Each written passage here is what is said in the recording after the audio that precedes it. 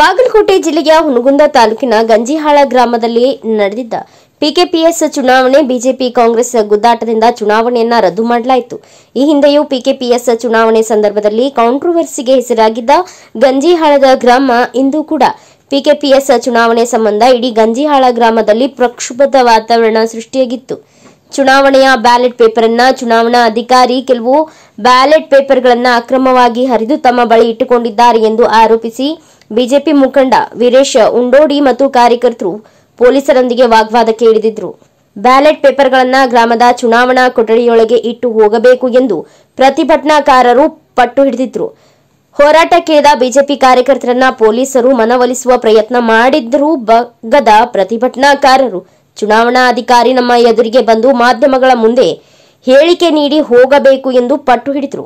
ಇದೇ ಸಂದರ್ಭದಲ್ಲಿ ಚುನಾವಣಾ ಅಧಿಕಾರಿಯನ್ನ ಪ್ರತಿಭಟನಾಕಾರರ ಮುಂದೆ ಕರೆಯಿಸಿದ ಸಂದರ್ಭದಲ್ಲಿ ಚುನಾವಣಾ ಅಧಿಕಾರಿ ಎಂಎಸ್ ಬೆಳಗಿ ಈ ಚುನಾವಣೆಯನ್ನ ಮುಂದೂಡಲಾಗಿದೆ ಎಂದು ಘೋಷಿಸಿದರು.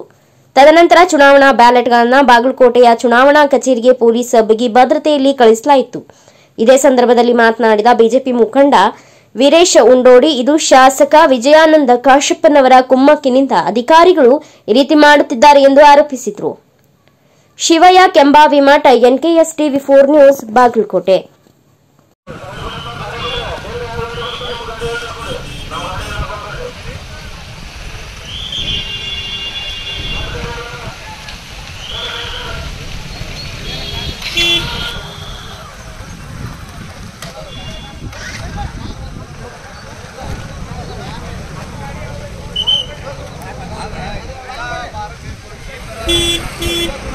ಅವನ ಹತ್ರ ಕಿಲಿ ಐತಿ, ಅದಕ್ಕೆ ಲಾಕ್ ಮಾಡ್ಬೋದು. ನೀವು ಪೊಲೀಸರು ಬಂದು ಇಲ್ಲೇ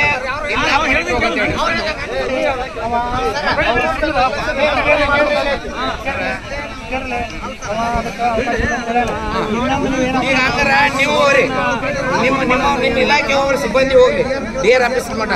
ನಮ್ಮವ್ರು ಒಂದ್ 4 ಮಂದಿ ಅಭ್ಯರ್ಥಿಗಳು ಬರ್ತಾರ, ಹೋಗಿ ಡಿಆರ್ ಒಪ್ಪಿಸಿ ಮಾಡ್ರಿ. ಅಭ್ಯಂತರ ಇಲ್ಲ. ಇವತ್ತ ಸೀದಾ ಹೋಗ್ಬೇಕ್ರಿ ಡಿಆರ್ ಆಫೀಸ್ಗೆ.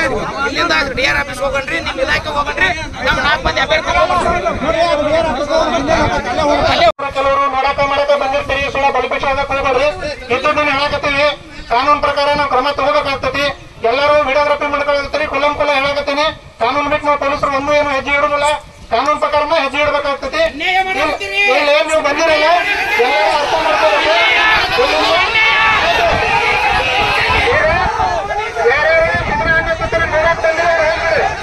ಪಿಕೆಪಿಎಸ್ನ ಚುನಾವಣೆಯಲ್ಲಿ ಅನೇಕ ಅಕ್ರಮಗಳು ನಡೆದು, ಅಕ್ರಮಗಳು ಅಂತಂದ್ರೆ ಅಕ್ರಮಗಳ ಸರಿಮಾಲೆನ ಚುನಾವಣೆ ಅಧಿಕಾರಿ ಆಗಿರುವಂಥ ಎಂಎಸ್ ಬೀಳ್ಗಿ ಮತ್ತು ಸಹಾಯಕ ಚುನಾವಣೆ ಅಧಿಕಾರಿ ಆಗಿರುವಂಥ ಶೀಲವಂತರವರು ಇಬ್ಬರು ಇಡೀ ಚುನಾವಣೆಯನ್ನು ರಾಜಕೀಯಗೊಳಿಸಿ ಇಲ್ಲಿ ನಾಮಪತ್ರದ ಸಲ್ಲಿಸುವುದರಿಂದ ಹಿಡಿದು ಇವತ್ತು ಚುನಾವಣೆ ಮತದಾನದವರೆಗೂ ಕೂಡ ಅನೇಕ ಅಕ್ರಮಗಳನ್ನು ಚುನಾವಣೆ ಅಧಿಕಾರಿ, ಮುಖ್ಯ ಚುನಾವಣೆ ಅಧಿಕಾರಿ ಮತ್ತು ಸಹಾಯಕ ಚುನಾವಣೆ ಅಧಿಕಾರಿ ಇಬ್ಬರು ಕೂಡ ಸಾಕಷ್ಟು ಅಕ್ರಮಗಳನ್ನು ಮಾಡಿದ್ದಾರೆ.